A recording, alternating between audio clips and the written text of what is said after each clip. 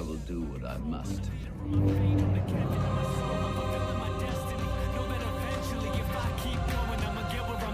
No matter what I got, I'ma give it the best of me, and I'ma shine bright till the moment I rest in peace. I said I ain't no hero, but I'll survive.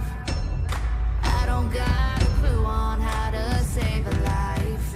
I said I ain't no hero, not bright as I'm. I can learn to fly, but I can't make it right. I am not your failure, Obi-Wan. You didn't kill Anakin Skywalker.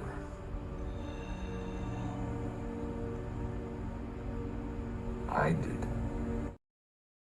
Revenge does wonders for the will to live, don't you think? Yeah, it's crazy how successful it is at keeping people alive in this franchise. I hear in Star Wars Medical School they teach that for all terminal diagnoses, doctors should make a choice between killing one of the patient's family members or writing a prescription to have someone kick the patient's pet dog. This joke is actually pretty funny. Maybe I'm biased because I hate the fact that Star Wars characters can survive lightsaber wounds through sheer will now. I like that it happened with Darth Maul, but it's overused at this point. But either way, take a sin off, damn it.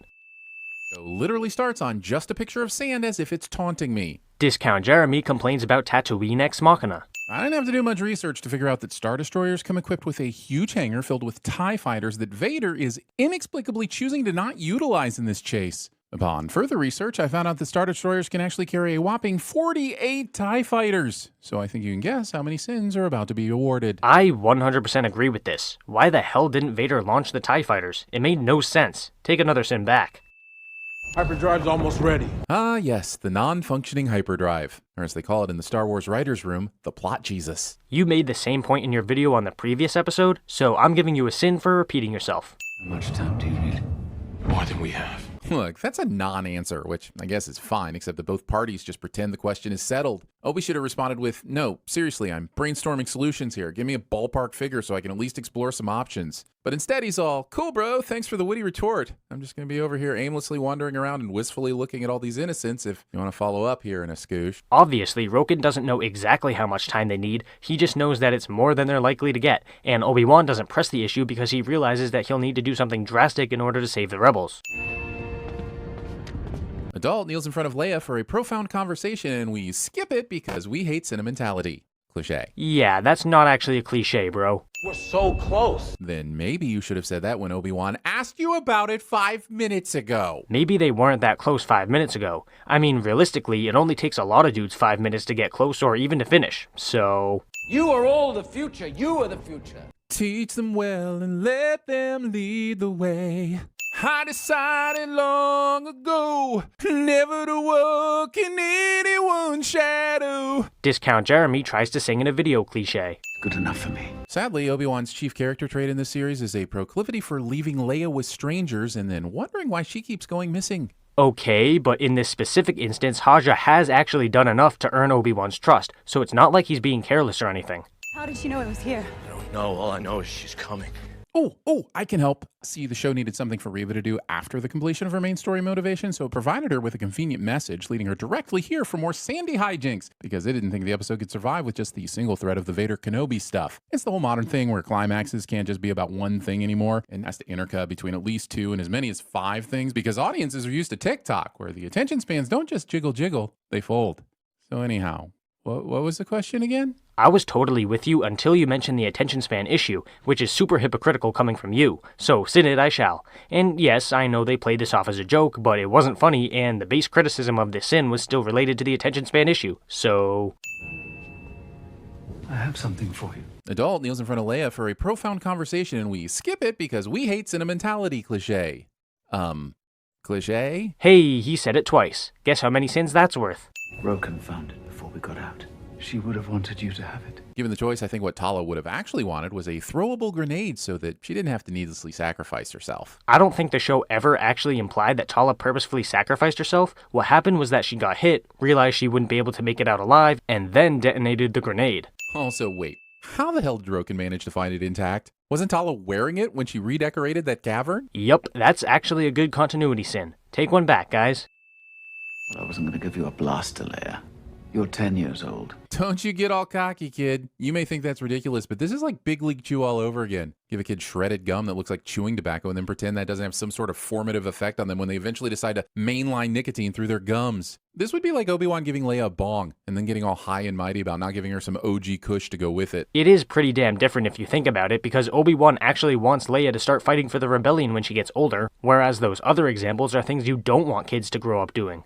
He sure does lounge around pondering things a lot for someone trying to save a shipload of people who somehow still haven't been blown apart by a freaking Star Destroyer. He's saying goodbye to people. Is that not clear to you somehow? You don't have to do this, you know. Poor Roken. His character's defined by constantly trying to stop Obi-Wan from doing something he's already decided he's going to do, armed with nothing but the thinnest of overused platitudes. So you're sinning a character for being consistent in their actions? That's dumb. People follow you. Don't stop. Just getting started. This setup for a Disney Plus spinoff was so blatant they might as well just froze the frame on his smile and put the words "coming soon" to Disney Plus on the screen. Coming fall 2023. Skip.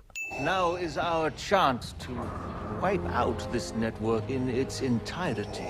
We cannot prioritize one lone Jedi. You could just launch the TIE fighters. While I do agree with this, you already said it, so discount Jeremy double dips cliche. Prepare my ship. I will face him alone. Because my hubris lines up nicely with the need for a cinematic showdown. So you admit that Darth Vader has a whole lot of hubris, but you still sin this? What the hell? Coming spring 2024 to Disney Plus. Skip. Again. I don't know if I want to complain that Owen and Beru somehow can't even hit her when they have the element of surprise and the high ground, or if I'd rather complain about the fact that Reva literally took a lightsaber to the gut a few minutes ago, so really where's the tension with this puny blaster fire? Owen and Beru aren't trained in combat, so they're not really marksmen, and add that to the fact that it's dark, and it actually makes sense that they miss a bunch of shots. Besides, they do have a bunch that are on target, they just got blocked by Reva's lightsaber. Even the rocks in action movies suffer from one at a time, Eidos. But he's literally throwing multiple rocks at him in this very shot. Why you always lying? Wait, why is Obi-Wan continually hitting him with the butt of his lightsaber? Once or twice is fine, but if he has time to repeatedly do this, then he has time to slice Vader in half. Unless he's been pulling his punches/swings this whole time, but that makes even less sense. This action is actually more symbolic than anything. Obi-Wan is destroying the physical suit in this scene by bashing it, which represents him trying to kill Vader, but not Anakin. If you don't like that explanation, then you could always chalk it up to adrenaline making him not think clearly. Have I become him? No. Who you become now, that is up to you. Coming fall 2024 to Disney Plus. How many times do I have to say skip? Will people please stop leaving their deadly death sticks in the middle of a f***ing desert to be found by any passing child, Jawa or Tusken? And why is this a sin? Are we really just complaining about totally inconsequential things that may or may not be happening? I serve only you, my master. And cue the inevitable Imperial March theme. I'm gonna stop you right there and throw up 100 sins for you sinning the Imperial March. Fuck you. Combing your already perfectly braided hair. Pointing things out on the screen. Leia. Kneeling to Leia's level 3 times in one episode? It's time for the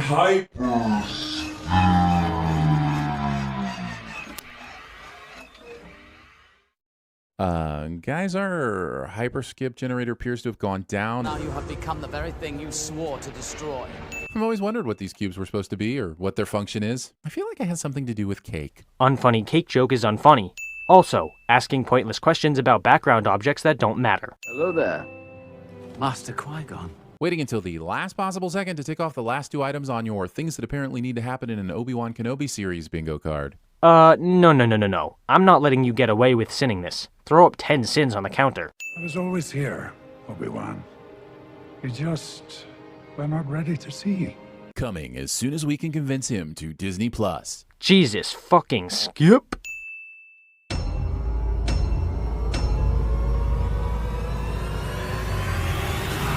You're alive. Too bad you will die.